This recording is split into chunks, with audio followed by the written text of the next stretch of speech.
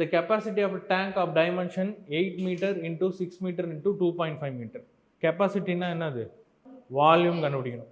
So 3 டைமென்ஷனும் வெவ்வேறு இருக்குது அப்படின்னா அது என்னது கியூபாய்ட் ஷேப்பில் இருக்குதுன்னு அர்த்தம்.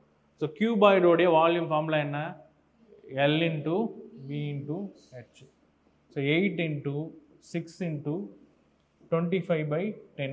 2 4s are 2 5s are 5 5. இப்போ என்ன வரும் 120 மீட்டர் கியூப். இவங்க என்ன கேட்குறாங்கன்னா கெப்பாசிட்டி கேட்குறாங்க. கெப்பாசிட்டி வந்து எப்போவுமே டேங்கோட கெப்பாசிட்டி அதில் சொல்லுவீங்க மீட்டர் கியூப்லன்னு சொல்லுவீங்களா, டேங்க்கு போய் வாங்க போனீங்கன்னா இது எத்தனை லிட்டர் பிடிக்கும்னு சொல்லி கேட்பீங்களா.